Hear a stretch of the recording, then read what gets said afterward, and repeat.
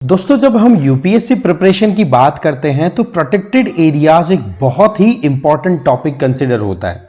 अगर इसमें हम देखें तो हमारे पास में national parks, wild life sanctuaries, tiger reserves और वेटलैंड्स ये इंक्लूड हो जाते हैं। और इनमें भी हम उन पे ज्यादा ध्यान दें जो कि अभी रिसेंट टाइम में न्यूज में रहे हैं, क्योंकि आप जानते हैं कि अगर हम थोड़ा सा करंट अफेयर्स को स्टैटिक पोर्शन के साथ में इंटीग्रेट करके अगर कवर करते हैं तो वो फिर हमारी एक कहते हैं ना पकड़ को अच्छी बना देता है। और उसी पॉइंट ऑफ व्यू से इस पर्टिकुलर वीडियो में हम जानने की कोशिश करेंगे कि कौन कौन से इंपॉर्टेंट साइट्स जो कि न्यूज में रही और उनकी क्या स्पेशलिटी है, क्या उनके बारे में खासियत है जो हमें पता होनी चाहिए, जिनके चलते अगर यूपीएससी घुमा फिरा के सवाल पूछे तो हम इजीली टैकल कर सके। लेकिन आगे बढ़े उससे पहले आप लोगों के लिए देखो, सृजन प्रीलिम्स क्रैश कोर्स रन कराया जा रहा है जो भी 2026 प्रीलिम्स की प्रिपरेशन कर रहे हैं। आपके पास में बहुत ही गजब की टीम है, वो काम कर रही है, जिसके चलते आप अपने प्रीलिम्स की तैयारी को एक अच्छा पुश दे सकते हैं। अगर आपने अभी तक ज्वाइन नहीं किया और आपको लगता है कि ज्वाइन करना चाहिए तो ज्वाइन जरूर कर लीजिए इस कोर्स को। इसके अलावा आपको फिर जरूरत पड़ेगी कि भाई ये जो कंटेंट हम पढ़ रहे हैं इसकी पीडीएफ मिल जाए, जिससे कि हम टाइमली रिवाइज कर सकें। आपको ये पीडीएफ मिल जाएगी टेलीग्राम चैनल पर, ये क्यूआर कोड स्कैन करके आप मुझे फॉलो कर लीजिए।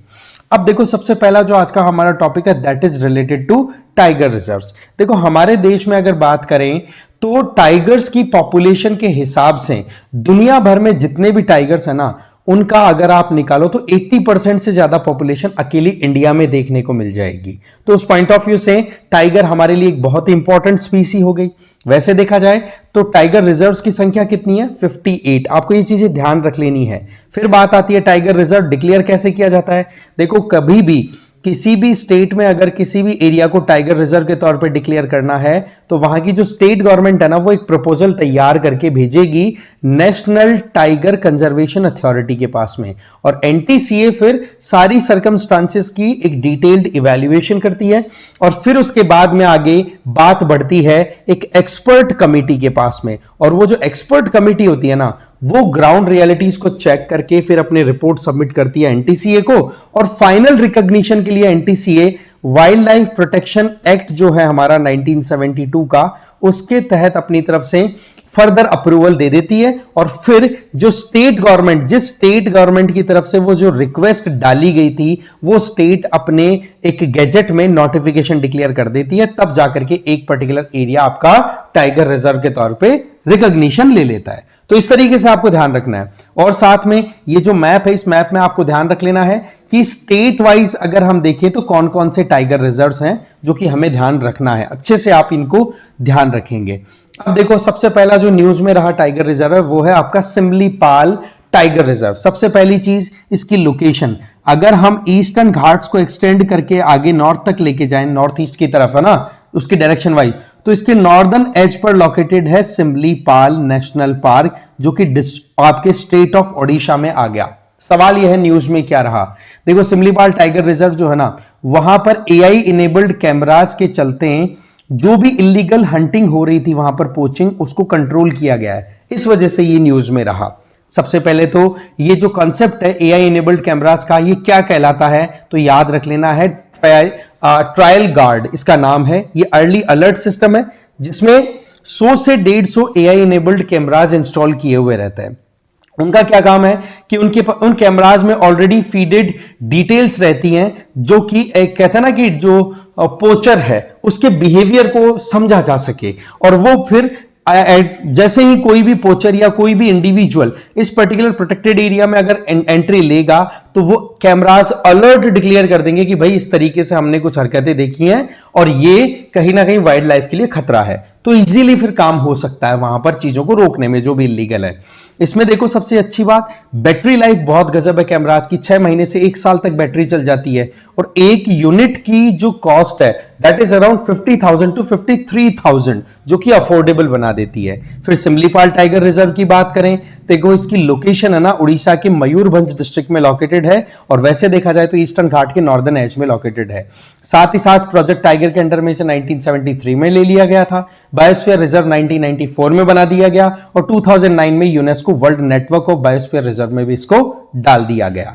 इसके अलावा प्रोटेक्टेड एरियाज जो हैं, ये जो सिमलीपाल टाइगर रिजर्व, इसमें कौन कौन से एरियाज इंक्लूडेड है? Number 1 Mayurbhanj elephant reserve, number 2 Similipal tiger reserve जो आ गया वो है। इसके अलावा जो हदागढ़ रीजन है वाइल्ड लाइफ से, जो हदागढ़ वाइल्ड लाइफ सेंचुरी वो भी इसमें आ गई, और कुलडिया वाइल्ड लाइफ सेंचुरी, ये मिलाकर के मोर और लेस सिमलीपाल टाइगर रिजर्व के तौर पे ऑब्जर्व किया जाता है। इधर से बहने वाली रिवर्स याद रख लेनी है, एक तो भूरबांगला, ठीक है, भूरबलंगा, एक आपका आ गया पलपल बंदन, एक आपका सलांदी, एक आपका काहिरी एंड देव। ये कुछ इंपॉर्टेंट रिवर्स है जिनका नाम हमें ध्यान रख लेना है। Then comes the tribal communities. कौन कौन सी ट्राइबल कम्युनिटीज यहां पर दिखती हैं? तो इनमें एक तो अरंगा खारियाज और एक है मंकिरदियाज, ठीक है। ये दो इंपॉर्टेंट ट्राइब्स है, याद रख लेना भाई, इनके नाम भी कई बार मैच द फॉलोइंग में भी आ जाता है क्वेश्चन। फिर यूनिक फीचर की बात करें, ये इकलौती प्लेस है दुनिया में, ये बहुत ही एक कहते ना कि कई बार जब हम किसी पैराग्राफ को पढ़ करके कुछ अगर इंटरप्रिटेशन निकाले तो उसके हिसाब से बहुत बेस्ट लाइन है, दुनिया में इकलौती जगह है जहां पर मेलियनिस्टिक या फिर ब्लैक टाइगर्स देखने को मिलता है। ऐसा टाइगर जिसका कलर कंप्लीटली ब्लैक हो चुका है मेलेनिन की मात्रा बढ़ने के चलते। इसके अलावा फौना में और कुछ देखो तो लेपर्ड मिल जाएंगे, गौर तो ये आपके सामने है ही, ठीक है। इसके अलावा लंगूर, barking deer, spotted deer, sloth bear, mongoose, ठीक है, फ्लाइंग स्क्विरल, ये भी यहां पर देखने को मिल जाएगी। फिर दूसरा टाइगर रिजर्व है, that is Parambikulam tiger reserve. Point is news में क्यों रहा, देखो एक फॉनल सर्वे यहां पर कंडक्ट कराया गया फॉरेस्ट डिपार्टमेंट के द्वारा, तो ये जो परम्बिकुलम टाइगर रिजर्व है ना, यहां पर 15 नई स्पीसीज देखने को मिली है, तो इस वजह से ये अपने आप में बहुत इंपॉर्टेंट हो गया। सवाल किस स्टेट में आता है, ध्यान देखें तो इधर तमिलनाडु और इधर केरला बॉर्डर पर, केरला साइड में ये लोकेटेड है आपका परम्बिकुलम टाइगर रिजर्व। लोकेशन समझ में आ गई। और अगर वैसे देखें तो ये एरिया आपका वेस्टर्न घाट वाला रीजन आ गया, और वेस्टर्न घाट में यहां पर सुनगम हिल्स हैं, वहां पर ये पर्टिकुलर टाइगर रिजर्व की लोकेशन आपको मिल जाएगी। टाइगर रिजर्व के तौर पर डिक्लेरेशन हुआ इसके लिए 2009 में, और वेस्टर्न घाट जो कि यूनेस्को वर्ल्ड हेरिटेज साइट के तौर पर रिकॉग्नाइज्ड, उसका पार्ट भी है। यहां पर evergreen, moist, dry deciduous forest मिल जाएंगी, ग्रासलैंड्स मिल जाएंगी। इसके अलावा माउंटेन और मार्शी ग्रासलैंड्स भी, जिनको वयाल्स बोला जाता है, ये भी थोड़ा ध्यान रख लेना, मार्शी ग्रासलैंड्स को केरला में क्या बोलते हैं, ठीक है। यहां पर रहने वाले लोगों की बात करें तो इंडिजिनस ट्राइब्स यहां पर कादर, इसके अलावा मलसार, या फिर आप यहां पर देख सकते हैं मुदुवार और माला मलसार, ये 4 इंपॉर्टेंट ट्राइबल कम्युनिटीज यहां पर रहती हैं। और इनके अलावा यहां पर परम्बिकुलम, जिस नदी के नाम पर इस पर्टिकुलर टाइगर रिजर्व का नाम पड़ा, शोलायार और टेकेडी, ऐसे करके आपके पास में 3 इंपॉर्टेंट रिवर्स भी यहां से फ्लो होती हुई दिखेंगी। फौना की बात करें तो ग्रेट इंडियन हॉर्नबिल देखने को मिल जाएगा, है ना। इसके अलावा Ceylon frogmouth, lesser fish eagle और शाहीन फाल्कन भी आपको देखने को मिल जाएगा। Then comes the number 3, that is Pilibhit tiger reserve. इसकी अगर बात करें ना तो यहां पर क्या है, प्रोजेक्ट राइनो के तहत नेपाल और असम से राइनोज ला करके इंट्रोड्यूस किए जा रहे हैं पीलीभीत टाइगर रिजर्व में। सबसे इंपॉर्टेंट इसकी लोकेशन देखो, ये उत्तर प्रदेश का बहुत ही इंपॉर्टेंट टाइगर रिजर्व है। नंबर 1, ये उत्तराखंड और नेपाल के साथ में जो बॉर्डर बनती है नेपाल उत्तर प्रदेश की, उसके पास में लोकेटेड। आप यहां पर देखो, ये नेपाल की इंटरनेशनल बॉर्डर आ गई, ये उत्तराखंड की इंटरस्टेट बॉर्डर आ गई। तो इस तरीके से यहां पर आपका पीलीभीत टाइगर रिजर्व है, इसकी लोकेशन आ जाती है। सवाल आपको समझ में आ गया क्यों न्यूज में रहा। प्रोजेक्ट राइनो के तहत रीलोकेट किया जा रहा है राइनोज को नेपाल और असम से ला करके पीलीभीत में, ठीक है। लोकेशन की बात करें तो उत्तर प्रदेश के पीलीभीत, लखीमपुर खीरी और बहराइच डिस्ट्रिक्ट इसके अंडर में आ जाते हैं। और वैसे हमने लोकेशन ऑलरेडी देख ली। सबसे इंपॉर्टेंट अगर हम ज्योग्राफिकली देखें तो ये तराई रीजन के अंडर आ जाया करता है। और एक और इंपॉर्टेंट बात, 2020 में पीलीभीत को इंटरनेशनल अवार्ड TX2 से भी नवाजा गया है। ध्यान रखने वाली बात है कि ये TX2 अवार्ड है ना, ये वाइल्ड लाइफ की प्रोटेक्शन पॉइंट ऑफ व्यू से, tiger conservation point of view से जहां से भी बेस्ट एफर्ट दिखते हैं उनको दिया जाता है। और ये देने वाली एजेंसी कौन सी है? World wild life fund for nature, WWF हो गया, आपका UNDP हो गया। याद रख लेना भाई, इनमें से कोई भी तरीके से क्वेश्चन आ सकता है। IUCN आ जाएगा। इसके अलावा यहां पर ग्लोबल टाइगर फोरम है। ये चारों मिलकर के ये TX2 अवार्ड दिया करते हैं। तो ये क्या है कि पिछले 4 साल में यहां पर टाइगर्स की पॉपुलेशन बढ़ी है, तो रिकॉग्निशन मिलना था। फिर आगे बात करें आइडेंटिफाइड एरिया, यहां पर माला और महो फॉरेस्ट वाला रीजन है, वो आपको एक्सटेंडेड दिखेगा। लग्गा बीगा फॉरेस्ट रीजन है, वो भी इसके अंदर पीलीभीत टाइगर रिजर्व में आ जाएगा आपका, ठीक है। इसके अलावा बॉर्डरिंग रीजन की बात करें तो नेपाल का शुकल्पनथा, ठीक है, ये ध्यान रख लेना, शुकल्पनथा ये नेशनल पार्क है नेपाल का, उसके साथ में भी पीलीभीत टाइगर रिजर्व अपनी बॉर्डर शेयर करता है, तो हमें ध्यान रख लेना है। हैबिटाट की अगर बात करें तो देखो मार्शी रीजन है, तराई है तो अच्छा खासा पानी तो है ही, तो वैसे ही आपको वेजिटेशन दिखेगी, ग्रास, वाटर प्रोटेक्शन, प्रेडेटर्स, इन सारी चीजों से काम, प्रोटेक्शन का इंश्योर करना काम होता है। रिवर और डैम्स की बात करें, याद रख लेना, रिवर गोमती इधर से निकलती है। कैचमेंट एरिया की बात करें तो शारदा, चुका और माला खनौत, ये तीन इंपॉर्टेंट रिवर्स है, उनका कैचमेंट एरिया है। ओरिजिन किसका हो रहा है? रिवर गोमती का। इसके अलावा शारदा सागर डैम भी बना हुआ है यहां पर, ये भी हमें थोड़ा ध्यान रखना। वेजिटेशन की बात करें तो north Indian moist deciduous forest मिल जाएंगे, साल फॉरेस्ट, टाल ग्रासेस, स्वैम्पी आपको कंडीशंस देखने को मिल जाएगी, साल वुड भी दिख जाएगी इस पर्टिकुलर रिजर्व एरिया के 76% एरिया के अंदर, बहुत बड़ा एरिया साल वुड ने कवर कर रखा है। और फोना की बात करें तो आपको टाइगर तो डेफिनेटली बंगाल टाइगर्स दिखेंगे, स्वैम्प डियर, बारासिंगा जो कि यूपी का स्टेट एनिमल है वो भी दिख जाएगा। फिर आ जाओ Bengal florican, hog deer, leopard, इनकी भी प्रेजेंस यहां पर दिख जाएगी। फिर आता है सुंदरबन टाइगर रिजर्व, सबसे इंपॉर्टेंट पॉइंट, ये क्यों न्यूज में रहा? देखो हमारे देश का सबसे बड़ा टाइगर रिजर्व है ना, वो नागार्जुन श्रीशैलम टाइगर रिजर्व है आंध्र प्रदेश में।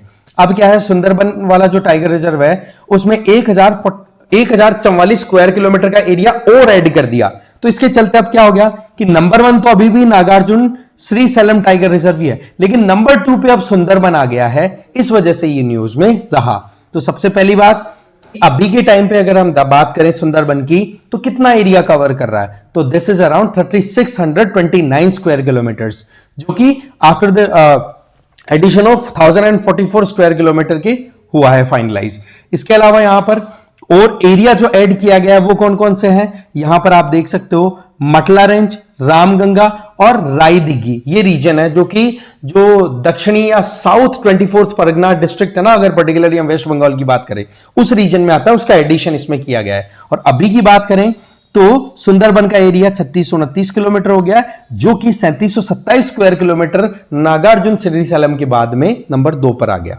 फिर बात कर लेते हैं थोड़ा सा सुंदरबन टाइगर रिजर्व के बारे में। लोकेशन साउथ और north 24th Pargana West Bengal में है, या फिर हम बात करें ज्योग्राफिकली तो गंगा का जो डेल्टा बनता है ना, लोअर गैंजेटिक डेल्टा, वहां पर लोकेटेड है ये, बे ऑफ बंगाल की तरफ ओपनिंग लेते हुए। इसके अलावा वर्ल्ड का ये सबसे बड़ा डेल्टा है, ये तो आप जानते ही होंगे, गंगा और ब्रह्मपुत्रा रिवर के कॉन्फ्लुएंस के चलते बड़ा डेल्टा क्रिएट होता है। इसके अलावा बात करें टाइगर रिजर्व का स्टेटस, नेशनल पार्क का स्टेटस है, बायोस्फीयर रिजर्व का स्टेटस और यूनेस्को वर्ल्ड हेरिटेज साइट का भी टैग है और रामसर साइट का भी टैग है। ये अपने आप में एक अलग ही आइडेंटिटी इस पर्टिकुलर प्रोटेक्टेड एरिया को दे दी जाती है। यूनिक फीचर्स की बात करें तो ये देखो, इकलौता दुनिया में ऐसा टाइगर रिजर्व है जो कि मैंग्रोव फॉरेस्ट के चलते यहां पर आपको टाइगर्स की पॉपुलेशन दिखेगी। मतलब ये देखो कि आप कोस्टल एरिया में वेजिटेशन की प्रेजेंस और वहां पर बिग कैट की पॉपुलेशन यहां पर थ्राइव कर रही है, तो ये अपने आप में यूनिक बना देती है इसको। Got it? Then comes the flora, यहां पर आपको हेलोफाइटिक, दैट मींस ज्यादा सैलिनिटी वाले एरिया में भी सर्वाइव करने वाले आपको प्लांट्स देखने को मिल जाएंगे। हर्ब्स हैं, श्रब्स हैं, एफिफाइट्स हैं, पैरासाइट प्लांट्स हैं, इनकी भी अच्छी खासी ग्रोथ यहां पर दिख जाती है। फोना में तो देखो रॉयल बंगाल टाइगर्स तो आएंगे ही, जो कि फ्लैगशिप्स की एक तरीके से फ्लैगशिप स्पीसीज पर्टिकुलर एरिया के। दैट मींस कि ये एक ऐसी स्पीसीज जिसके प्रोटेक्शन के चलते, जिसके प्रोटेक्शन एंड प्रमोशन के चलते सुंदरबन, ये जो टाइगर रिजर्व है, इसकी प्रमोशन भी हो रही है, साथ ही साथ में एक स्पीसी के प्रोटेक्शन के चलते बाकी स्पीसीज भी कंजर्व होती चली जा रही हैं। यहां पर आपको गेंजेटिक और इरावदी डॉल्फिन्स दोनों मिल जाएंगी, किंग कोबरा जैसे बड़े स्नेक्स मिल जाएंगे, water monitor lizard, migratory birds, estuary crocodiles, इनकी प्रेजेंस आपको दिख जाएगी सुंदरबन टाइगर रिजर्व में। Then comes the Sahyadri tiger reserve. देखो होता क्या है कि महाराष्ट्र में ये जो टाइगर रिजर्व लोकेटेड है ना, यहां पर जो भी चीजें अभी दिख रही हैं वो मोरलेस आर्टिफिशियली क्रिएटेड है एंथ्रोपोजेनिक इंटरवेंशन के चलते, क्योंकि वहां पर इतनी ज्यादा बायोडाइवर्सिटी थी नहीं। बट अब क्या किया जा रहा है कि वहां पर टाइगर्स की पॉपुलेशन को थोड़ा इंक्रीज करना, इन पे काम किया जा रहा है, ठीक है। तो उस पॉइंट ऑफ व्यू से सह्याद्री टाइगर रिजर्व जो है महाराष्ट्र में, वहां पर क्या किया जा रहा है कि टडोबा अंधेरी टाइगर रिजर्व से कुछ टाइगर्स को यहां पर रिलोकेट करने की बात चल रही है। तो ऐसे में यहां पर आप देख लो, ये टडोबा अंधेरी टाइगर रिजर्व इधर आ गया ईस्टर्न महाराष्ट्र में, और इससे थोड़ा साउथ वेस्ट की तरफ आओ तो ये रहा आपका सह्याद्री टाइगर रिजर्व, जो कि सह्याद्री नाम कहां से ड्रॉ कर रहा है, from western Ghats. Western Ghats को सह्याद्री बोला जाता है ना, तो उससे ये नेम ड्रॉन है।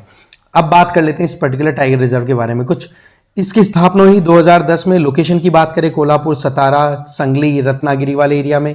महाराष्ट्र की बात करें तो मोरलेस ये वेस्टर्न घाट के नॉर्दर्न रीजन में लोकेटेड हो गया। इसके अलावा यहां पर अगर देखें तो चंदोली नेशनल पार्क आ गया, एक कोयना वाइल्ड लाइफ सेंचुरी आ गई। इन दोनों को मिला करके और फिर सह्याद्री टाइगर रिजर्व बनाया गया है। टेरेन की बात करें तो लेटराइटिक यहां पर सॉइल मिलेगी, दैट मींस लीचिंग अच्छी खासी होती है after the rainfall. Heavy rainfall यहां पर जो है लेटराइट सॉइल का फॉर्मेशन क्रिएट करती है, जिसको साडास बोला जाता है। वेजिटेशन यहां पर moist evergreen, semi evergreen, moist, dry deciduous forest मिल जाएगा। फोना टाइगर तो डेफिनेटली मिलेगा, बाकी लेपर्ड, ढोले, ढोले मतलब जंगली कुत्ते, गौर, antelopes, mouse deer and giant squirrel ये दिख जाएंगी।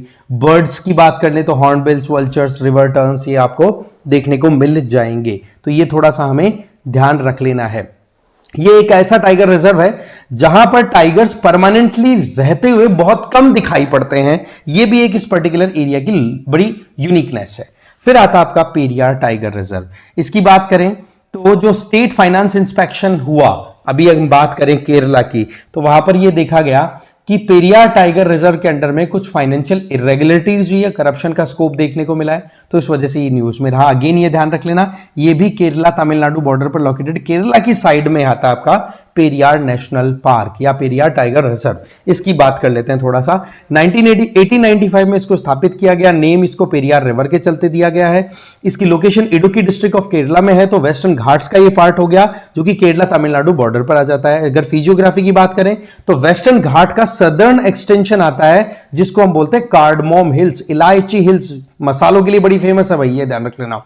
तो यहां पर आपको इसकी लोकेशन मिल जाएगी और साथ ही साथ पेंडालम, ठीक है, पेंडालम हिल्स भी इसी के कंटिन्यूएशन में, जहां पर पेरियार नेशनल पार्क की लोकेशन आ गई। साथ ही साथ पेरियार और पंबा रिवर्स इस पर्टिकुलर एरिया को ड्रेन करती हैं और मुल्ला पेरियार डैम भी इसी रिजर्व में बना हुआ है, ध्यान रख लेना है। कम्युनिटीज बात करें यहां पर रहने वाली तो मनानास, ठीक है, मनान्स और पालियंस, पेलियंस, ये आपने ध्यान रख लेना, थोड़ा सा याद रख लेना, पालियंस और मनानास। वेजिटेशन टाइप की बात करें तो tropical evergreen, semi evergreen, moist deciduous, transitional, fringes, evergreen forest, grass roots, ये यूकैलिप्टस और ये आपको दिख जाएंगी। फौना की बात थोड़ी कर लेते हैं। यहां पर एलिफेंट, लार्ज मैमल्स में एलिफेंट, टाइगर, गौर, सांबर डियर और वाइल्ड पिग देखने को मिल जाएगा। अदर्स की बात करें स्मॉलर साइज में तो बाकिंग डियर, माउस डियर और वाइल्ड डॉग देखने को मिल जाएंगे।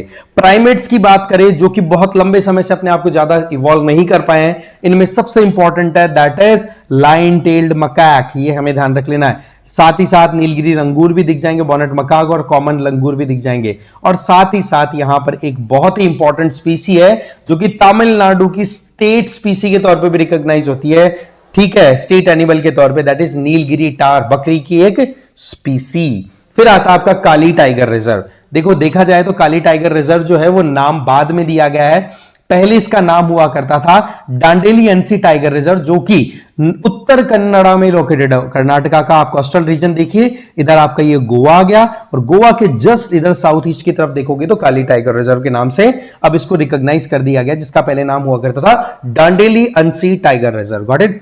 फिर हम बात कर लेते हैं लोकेशन की। मैंने बताया आपको उत्तर कन्नड़ा वाले रीजन में लोकेटेड है, वेस्टर्न घाट का पार्ट, और वेस्टर्न घाट आपको पता है यूनेस्को वर्ल्ड हेरिटेज साइट के तौर पे रिकॉग्निशन लेके चलने वाला एरिया है। काली नाम आया काली रिवर के चलते। कंजर्वेशन स्टेटस की बात करें तो प्रोजेक्ट टाइगर के अंडर में नेशनल टाइगर कंजर्वेशन अथॉरिटी के तहत इसको टाइगर रिजर्व का रिकॉग्निशन दिया गया है। वेजिटेशन और फ्लोरा की बात करें तो मोस्ट डेसिडियस, यहां पर मॉइस्ट डेसिडियस आपको फ्लोरा दिख जाएगा, सेमी एवरग्रीन फॉरेस्ट दिख जाएंगे।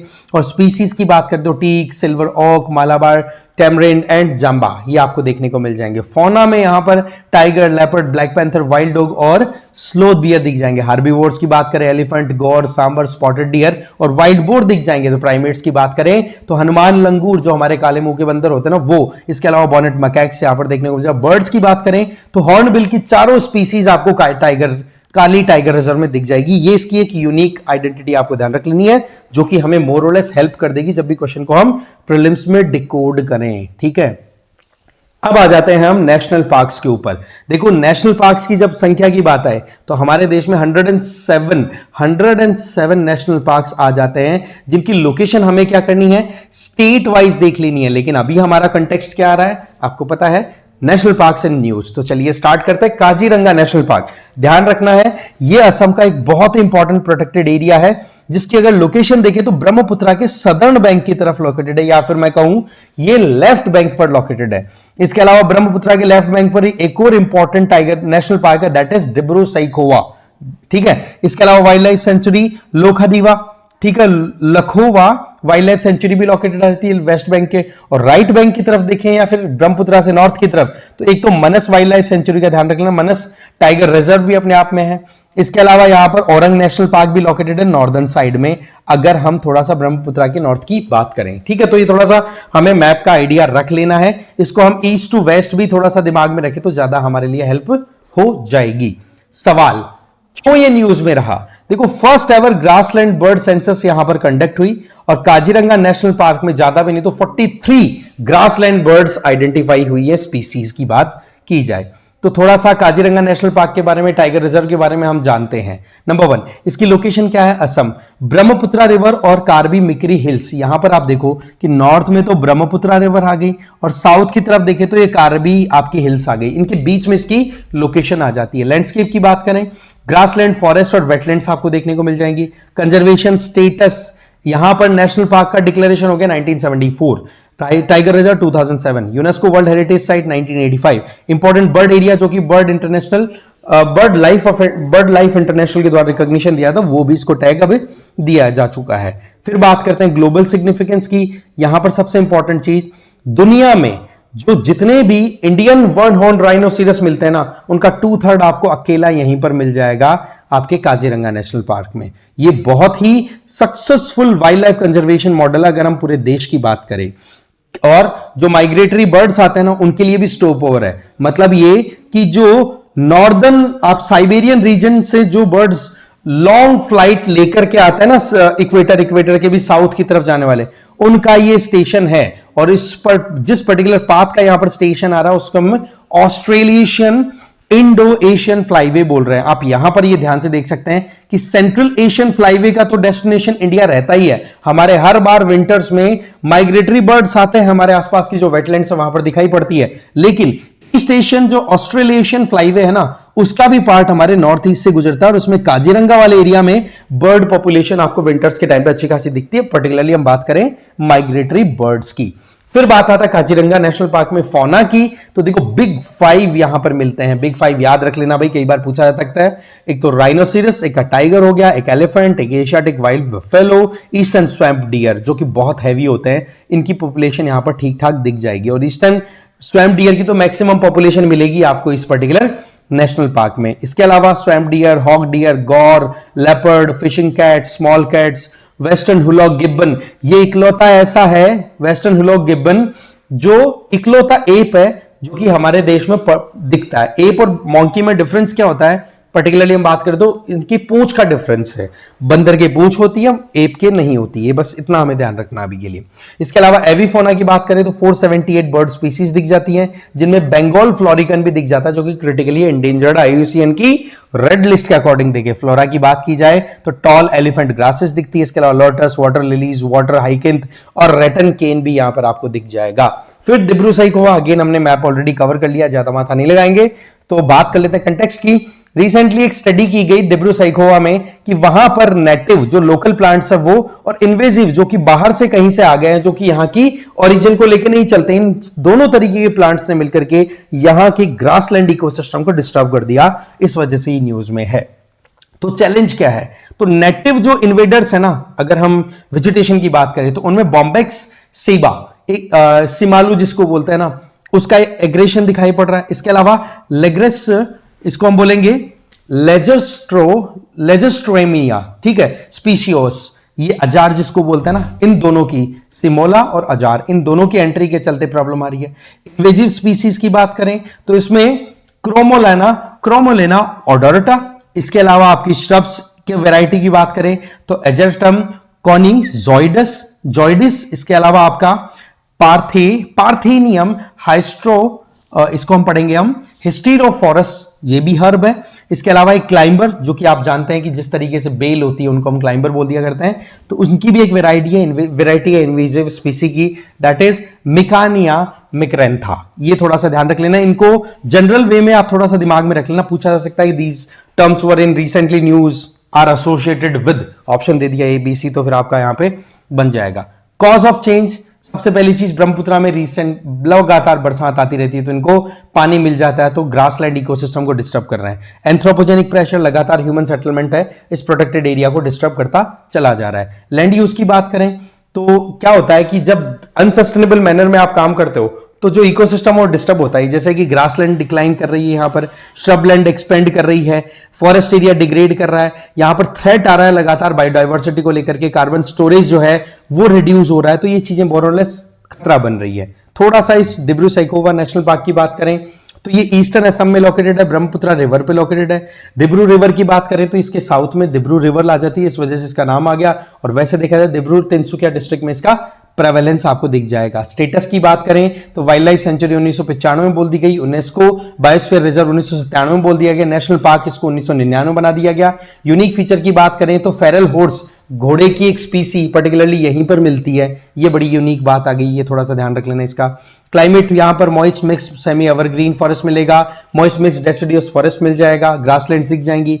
हैबिटाट की बात करें तो यहां पर सेलिंग्स स्वैम्प फॉरेस्ट, मतलब सेलिंग्स क्या है, एक तरीके की स्वैम्प वेजिटेशन है, उसकी यूनिक आपको यहां पर हैबिटेशन दिखेगी। ये प्लांट यहां पर अपना इकोसिस्टम बना के रहते हैं। साथ ही साथ यहां पर व्हाइट विंग वुड डक भी यहां पर देखने को मिल जाता है। फिर बात आता है गुइंडी नेशनल पार्क, ये इकलौता या फिर यूं कहूं गिनती के कुछ नेशनल पार्क्स जो कि सिटी वाले एरिया में फैले हुए हैं उनमें से एक है। और इसकी लोकेशन अगर आप देखोगे ना, यहां पर देखो, ये रहा आपका गुइंडी नेशनल पार्क, ये मोर और लेस आप ध्यान से देखोगे तो ये इसकी लोकेशन आ जाती है आपकी चेन्नई वाले रीजन में, ठीक। तो गुइंडी नेशनल पार्क की लोकेशन हमें अच्छे से ध्यान रख लेनी है, कहां पर इसकी लोकेशन आ गई, राइट। अब देखो सवाल यह है कि क्यों ये न्यूज में आया। देखो, एक नेग्लेक्टेड ग्रासलैंड हैबिटाट जो है वो ऑब्जर्व किया गुइंडी नेशनल पार्क में, उसको पोलो ग्राउंड के तौर पे बोला गया है।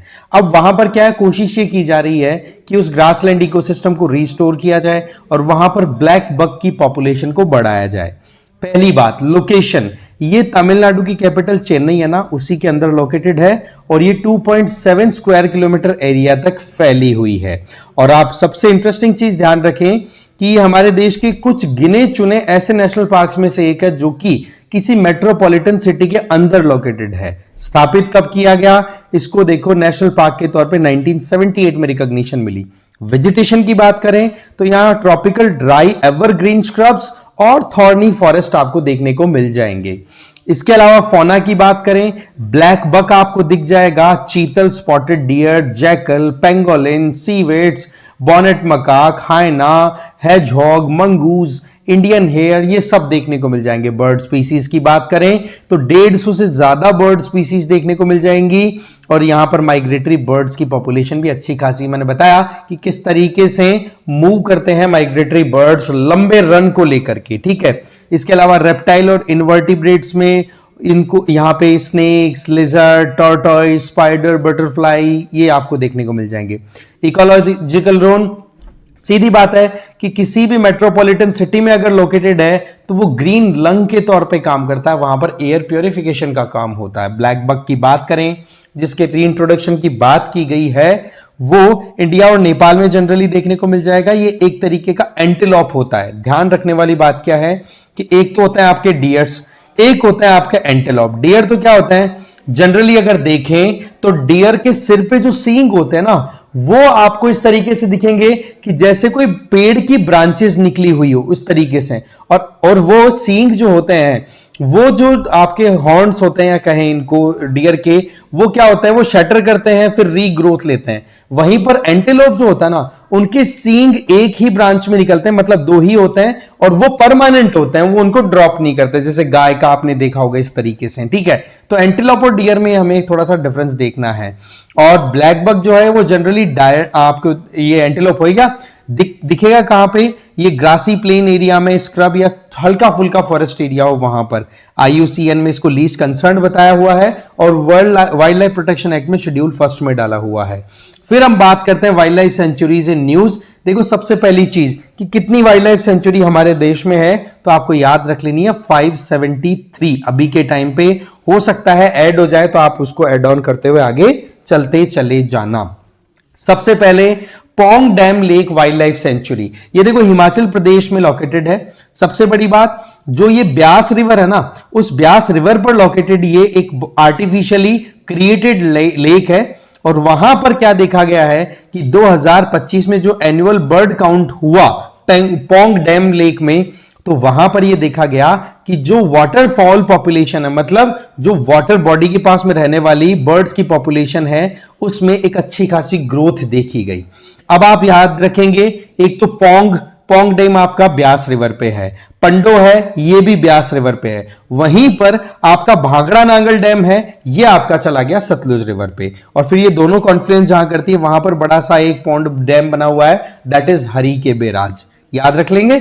चलो जी, अब यहां पर क्या चीजें न्यूज में रही हैं वो देखें तो बर्ड काउंट अगर बढ़ा है तो क्या है, टोटल 1.5 लाख से ज्यादा बर्ड स्पीसीज काउंट की गई है। 97 टोटल 1.5 लाख के लगभग बर्ड्स 97 स्पीसीज के, और ये अनप्रेसिडेंटेड सर्ज है, पहले इस तरीके का ग्रोथ नहीं देखा गया।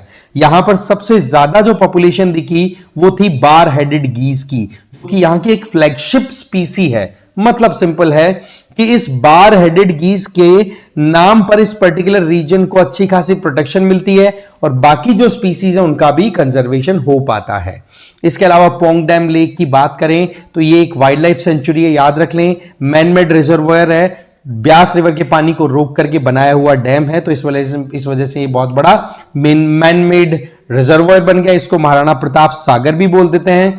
लोकेशन की बात करें तो ये वेटलैंड के तौर पर भी देखा गया, और लोकेशन आपकी वजह से पहाड़ी वाइज देखा जाए तो जो सदर्न पोर्शन है हिमालयन रेंज का, दैट इज शिवालिक, वहां पर लोकेटेड है ये। इसके अलावा इकोलॉजिकल इंपॉर्टेंस देखो, वेटलैंड ऑफ नेशनल इंपॉर्टेंस का रिकॉग्निशन 1994 में मिल गया, और इसको रामसर वेटलैंड साइट के तौर पर भी रिकॉग्निशन मिल गया 2002 में। इसके अलावा यहां पर मेजरली मिलने वाली स्पीसी की बात हम ऑलरेडी कर चुके हैं, बार हेडेड गूज।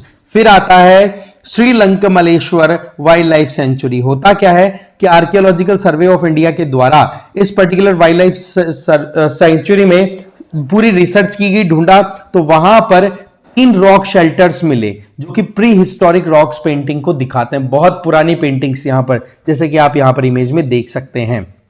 किस एज की? मेगालिथिक एज, जो कि आयरन एज के टाइम की है। हिस्टोरिक पीरियड की बात करें तो 2500 साल बीसी से लेकर के 2nd सेंचुरी सी तक का रेंज आपको दिखेगा, जिसमें animal, human figures, geometric drawings देखने को मिली।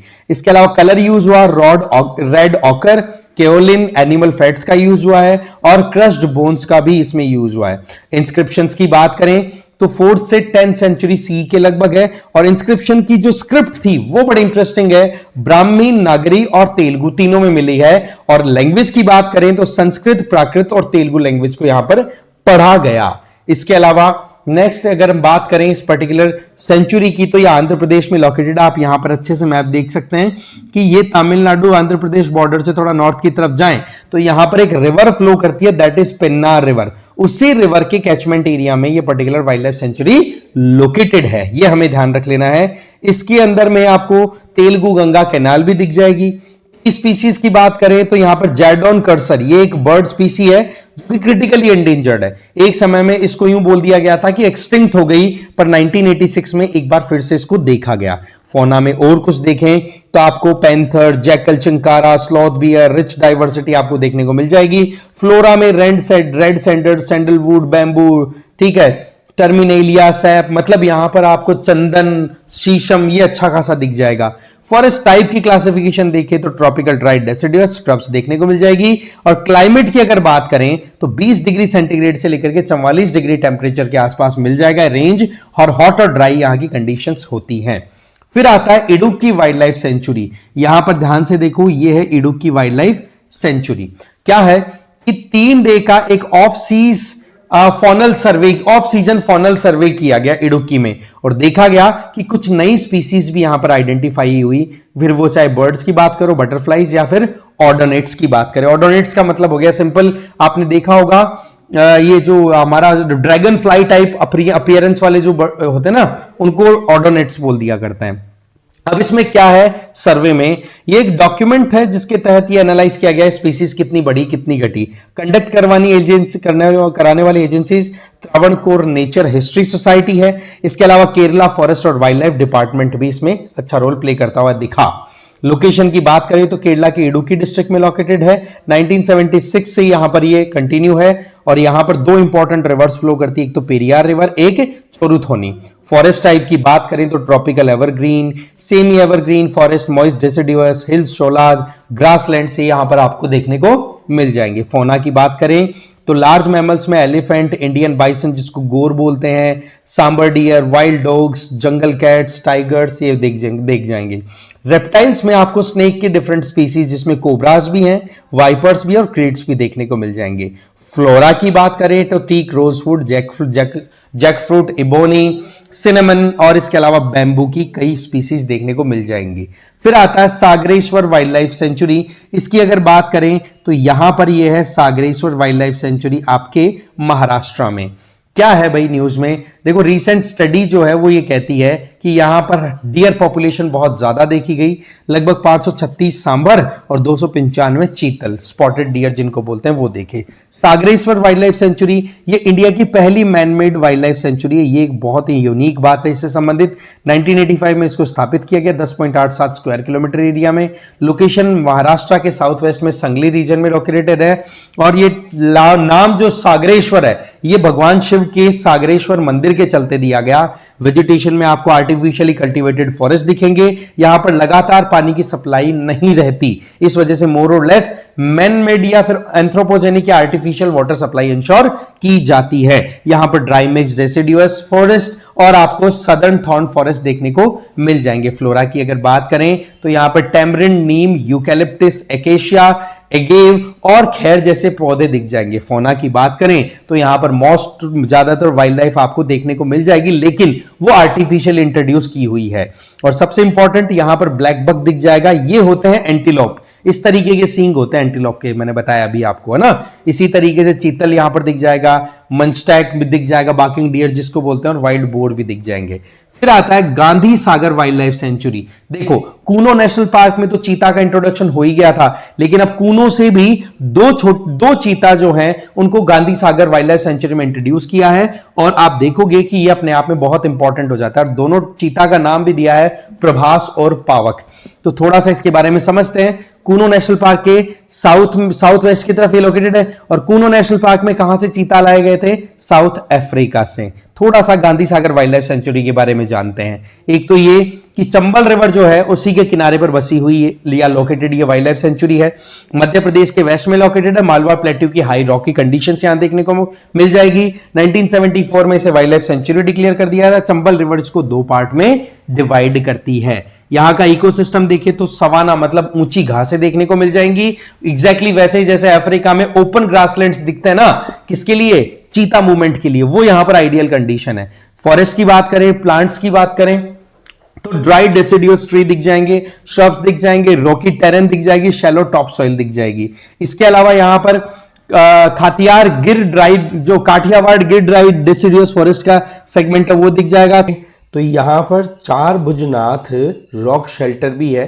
और देखा जाए तो 1974 में इस पर्टिकुलर एरिया को आइडेंटिफाई किया गया था और सेंचुरी की लिस्ट में इसे 1984 में ऐड कर दिया गया था। अब अगर हम Gandhi Sagar wild life sanctuary की बात करें, ठीक है, हैबिटाट की बात करें तो देखो चीता जो होता है ना, ये आपको पता है फास्टेस्ट मूविंग, या मतलब ये कहो फास्टेस्ट मूविंग मैमल है ना, लैंड मैमल, बहुत स्पीड से दौड़ सकता है। पर उसको क्या चाहिए? ओपन फॉरेस्ट, घास का जो मैदान होता है ना वो चाहिए, जिससे कि वो बिना किसी ऑब्स्ट्रक्शन के इजीली बहुत दूर तक रन कर सके। ठीक है, तो उस कंडीशन को ध्यान रखते हुए ही तो आपका जो कूनो नेशनल पार्क है वहां पर चीताज को इंट्रोड्यूस किया गया था। और वैसी ही condition Gandhi Sagar wild life sanctuary में भी देखने को मिली है। और इसका कंपैरिजन यूं किया जा रहा है कि केनिया में जो मसाई मारा रीजन है ना, मसाई मारा प्रोटेक्टेड एरिया, वैसा ही कुछ यहाँ पर कंडीशन देखने को मिलती है जहां पर सवाना वाइल्डरनेस जैसी कंडीशन है, मतलब ऊंची ऊंची घासें पर पेड़ पौधे कम। ठीक है, सेंचुरी की बात करें तो इसको कूनो नेशनल पार्क के बाद में सेकंड बेस्ट हैबिटाट के तौर पे रिकॉग्निशन मिला हुआ है अगर हम इंडिया में चीता रीइंट्रोडक्शन की बात करें। फिर बात आती है महादेई वाइल्ड लाइफ सेंचुरी। इसकी अगर बात करें तो सुप्रीम कोर्ट ने देखो ऑर्डर दिया है गोवा गवर्नमेंट को कि देखो महादेई वाइल्ड लाइफ सेंचुरी को अगर देखें तो आप स्टेटस को मेंटेन करो, ठीक है ना, आप इसको कंटिन्यू रखिए और इसमें ज़्यादा कोई वेरिएशन करने की ज़रूरत नहीं है, क्योंकि यहाँ पर एक प्रपोजल दिया गया है कि भाई इसको टाइगर रिजर्व के तौर पे अब एक रिकॉग्निशन दे देना चाहिए। जैसे मैंने बताया टाइगर रिजर्व का जो प्रोसेस होता है कि स्टेट गवर्नमेंट प्रपोजल देती है नेशनल टाइगर कंजर्वेशन अथॉरिटी को, फिर वहाँ पर एक कमेटी, एक्सपर्ट कमेटी बैठती है, वो रिव्यू करती है, फिर उसके हिसाब से नोटिफिकेशन फाइनलाइज होता है एनटीसीए के अप्रूवल के बाद में स्टेट गवर्नमेंट की तरफ से। तो वो प्रोसेस किया गया, तो सुप्रीम कोर्ट ने कहा कि गोवा गवर्नमेंट को अभी थोड़ा सा स्टेटस को मेंटेन करने की ज़रूरत है। थोड़ा सा इसके बारे में हम जान लेते हैं। देखो, इसको वाइल्ड लाइफ सेंचुरी 1999 में डिक्लेयर कर दिया गया था। Location north east part of Goa. यहाँ पर आप ध्यान से देखोगे, थोड़ा सा मैप ब्लर है, स्टिल हम देख सकते हैं ये रही महादेई वाइल्ड लाइफ सेंचुरी। और सबसे इंटरेस्टिंग चीज़, इधर से एक रिवर फ्लो होती है जिसका नाम भी महादेई रिवर ही है। थोड़ा सा हमें ये ध्यान रख लेना है, राइट। इसके अलावा वेजिटेशन, मॉइस्ट डेसिडियस फॉरेस्ट मिल जाएंगे, सेक्रेड ग्रोव्स भी यहाँ पर प्रेजेंट है, मतलब सीधी बात है ऐसे पेड़ पौधों का बंच जिनको यहाँ के लोग पूजते हैं, जो कि बहुत अच्छी बात है, ठीक है। इंडिजिनस प्लांट्स, रेयर प्लांट्स का एक पूरा बंच देखने को मिल जाएगा। फ्लोरा की बात करें तो एवरग्रीन अशोका ट्री यहाँ पर मिल जाएगा, सैफरन कलर्ड फ्लावर, ठीक है, जो इसके लगते हैं अशोका ट्री के, ठीक है, एवरग्रीन अशोका की, और एंडेमिक ऑर्किड्स भी यहाँ पर देखने को मिल जाएंगे। यूनिक फीचर्स, ये अकेली गोवा की सेंचुरी है जहाँ पर टाइगर्स भी प्रेजेंट है। इसके अलावा गोवा के 3 हाईएस्ट पीक, जो कि वेस्टर्न घाट के ही पार्ट है, बट गोवा में हाईएस्ट है गोवा के हिसाब से, तो वो तीनों यहीं पर लोकेटेड है महादेई वाइल्ड लाइफ सेंचुरी में। नंबर 1 सांसोगोड, ठीक है, नंबर 2 तलवछे, ठीक है, तलवछे साडा, और एक वागेरी। नाम याद रख लेना भाई, ये पीक्स कहाँ पर लोकेटेड हैं। फिर बात करें रामसर साइट्स की, देखो हमारे देश में अभी तक 98 रिकॉग्नाइज्ड रामसर साइट्स हैं। रामसर एक ईरान की सिटी है जहाँ पर वेटलैंड इकोसिस्टम के प्रोटेक्शन से रिलेटेड एक तरीके से इनिशिएटिव की बातचीत की गई थी इंटरनेशनल प्लेटफॉर्म पे, और रामसर साइट का जो टैग मिल जाता है वो क्या बन जाती है, wetlands of international importance. Bharat में 98 है अभी तक, बढ़ सकती हैं, राइट। और ये कितना एरिया कवर कर रही है, लगभग 1.36 मिलियन हेक्टेयर।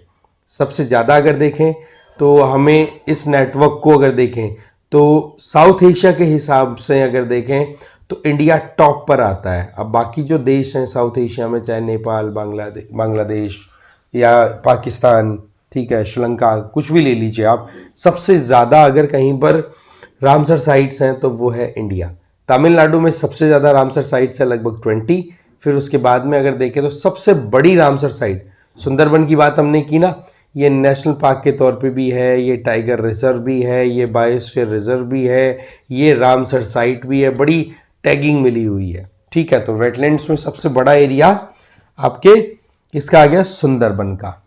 अब बात कर लेते हैं कौन सी रामसर साइट्स रिसेंट टाइम में न्यूज़ में रही है। सबसे पहले सक्कर कोटई बर्ड सेंचुरी तमिलनाडु में है ये, ठीक है ना, डिस्ट्रिक्ट है रामनाथपुरम, वहाँ पर है, और ये एरिया कवर करती है 230.495 हेक्टेयर का। इकोलॉजिकल इंपॉर्टेंस, देखो इरिगेशन टैंक के तौर पे इसको डेवलप किया गया एग्रीकल्चरल पर्पजेस के लिए, बट विद द टाइम क्या होता है कि वो एक इकोसिस्टम अपने आप बन जाता है, ठीक है, कि पानी कभी सूखता नहीं है, पानी हमेशा प्रेजेंट है, और वहाँ पर भी बायोडाइवर्सिटी फ्लोरिश कर रही है, चाहे फ्लोरा की बात करो चाहे फौना की।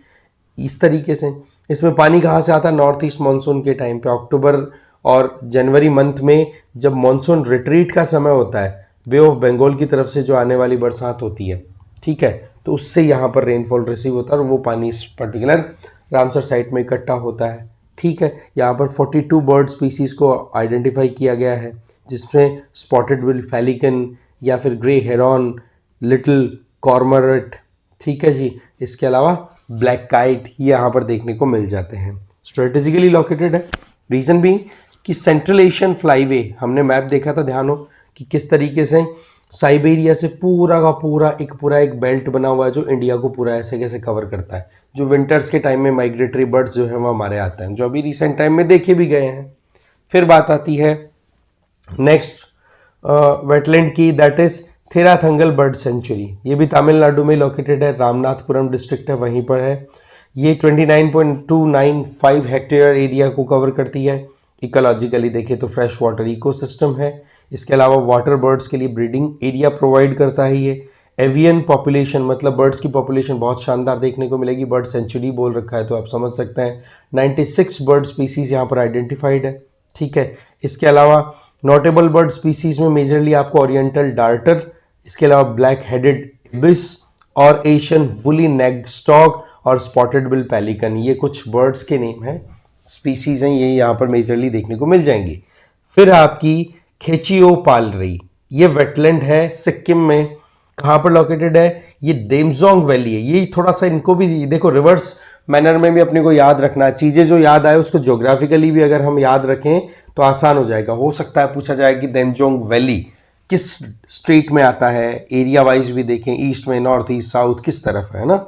यहाँ पर बुद्धिस्ट और हिंदू साइट्स देखने को मिल जाएंगी, है ना। और कंचनजंगा पीक जो है वो मोर और लेस इसी के आसपास में दिख जाएगी, ठीक है, ये हमें ध्यान रख लेना है। नेक्स्ट है उडवा या उद्धवा लेक। ये उद्धवा जो है ये उद्धव ऑफ महाभारत के टाइम के जो उद्धव थे उनके समय का एक कैरेक्टर, ठीक है, महाभारत के समय के, जो कि आप यूं कहो मोर और लेस भगवान कृष्ण के दोस्त ही थे, है ना। तो दोस्त के नाम पर ही झारखंड में ये लेक है जो वेटलैंड साइट के तौर पे रिकॉग्निशन मिला है, रामसर टैग अगर टैगिंग की बात करें, ठीक है। सेंचुरी में दो इंपॉर्टेंट वाटर बॉडीज हैं, एक का नाम हो गया पताउरन झील, एक हो गया बिरहाले झील, ठीक है ना, ये ध्यान रख लेना थोड़ा सा। इसके अलावा रिवर गंगा जो है वो इस पर्टिकुलर सेंचुरी से अपना लिंक रखती है, ठीक है। और जो अब फरक्का जो डैम है उधर से क्या पानी का सप्लाई इधर होता रहता है। जिस स्टेट की बात जरूर याद रखनी है, झारखंड में लोकेटेड है। यहाँ पर वाइट बैक वल्चर देखने को मिल जाएंगे, ओरिएंटल वाइट बैक वल्चर, ठीक है। पैलेस फिश ईगल देखने को मिल जाएंगे, ब्लैक नेकेड स्टॉक दिख जाएंगे, लेसर एडजुटेंट दिख जाएंगे, ओरिएंटल डार्टल, ओरिएंटल वाइट इबिस यहाँ पर देखे जा सकते हैं। फिर आती है खींचन फलोदी जो कि राजस्थान में लोकेटेड है, ये ध्यान रख लेना भाई। ये थार डेजर्ट के नॉर्दर्न रीजन में आ गया। यहाँ पर भी दो इंपॉर्टेंट वाटर बॉडीज हैं, एक तो रात्रि नाडी रिवर ही एक तरीके से सीजनल रिवर जिसको बोल सकते हैं, एक विजय सागर तालाब यहाँ पर मिल जाएंगे, ठीक है। ये एरिया ऐसा है जहाँ पर पानी थोड़ा बहुत बरसात का अगर इकट्ठा हो जाता है, इसकी वजह से फिर सूखा नहीं पड़ने देता, और सूखा नहीं पड़ने देता यहाँ पर, तो इसके चलते बर्ड्स जो हैं वो आते रहते हैं, ठीक है। मेजरली माइग्रेटरी बर्ड्स जो है वो आ जाते हैं, जिनमें एक तरीके से डिमोइसेले क्रेन है ना, वो यहाँ पर जरूर अपना स्टे रखते हैं। फिर बात करते हैं मेनार उदयपुर की।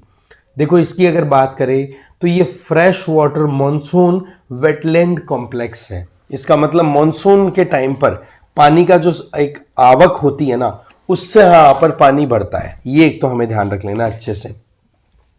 यहाँ पर ब्रह्म तालाब, धान तालाब, इसके अलावा खेरोडा तालाब, ये आपके यहाँ पर आ जाते हैं, इसमें इंक्लूड करते हैं तो रामसर साइट के तौर पे 110 बर्ड स्पीसीज वाटर बर्ड्स यहाँ पर देखने को मिले हैं, ठीक है, जिसमें वाइट रम्ड वल्चर, ठीक है, जो क्रिटिकली एंडेंजर्ड है। थोड़ा सा ये भी ध्यान रख लेना भाई कि IUCN की कैटेगरी में कौन सा बर्ड कहाँ पर है, क्योंकि ये कुछ ऐसे बर्ड्स हैं जो थोड़े से अपनी इंपॉर्टेंस बनाए रखते हैं ना, तो ये हमें थोड़ा सा ध्यान रखने की ज़रूरत है। फिर इसके अलावा देखा जाए तो लॉन्ग बिल्ड वल्चर, ठीक है, वो भी यहाँ पर आ जाते हैं। 70 टाइप्स के आपको डिफरेंट स्पीसीज ऑफ प्लांट्स देखने को मिल जाएंगी, है ना, जिसमें मैंगो ट्रीज, ठीक है, ब्रह्म तालाब वाले एरिया के आसपास में, ठीक है, ये ब्रह्म तालाब इसका हाई गया, ठीक है। Indian flying fox fruit bat है, वो भी यहाँ पर देखने को मिल जाते हैं।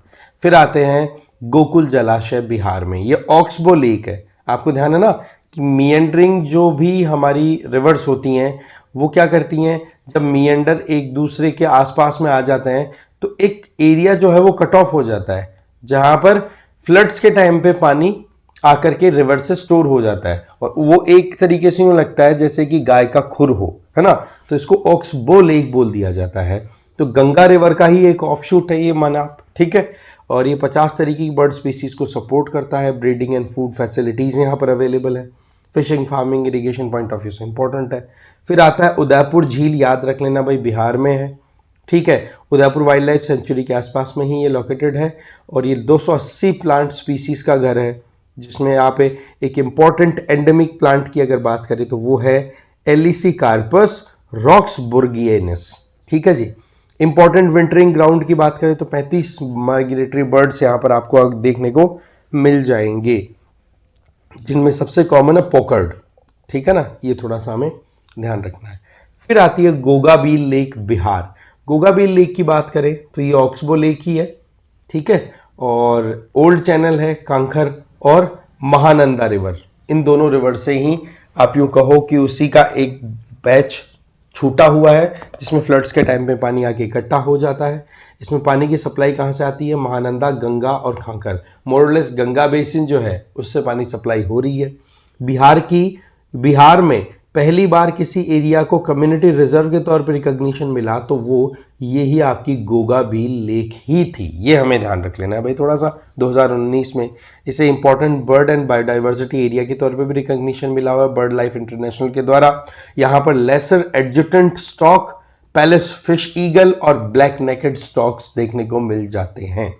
इसके अलावा कोपरा रिजर्व छत्तीसगढ़ की पहली रामसर साइट, इसलिए बहुत इंपॉर्टेंट हो जाती है, ध्यान रख लेना भाई।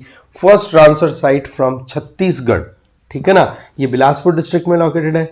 यूनिक इकोसिस्टम है, जहां पर थोड़ा सा नेचुरल टच मिलेगा तो थोड़ा सा मैनमेड आपको एफर्ट दिखेगा।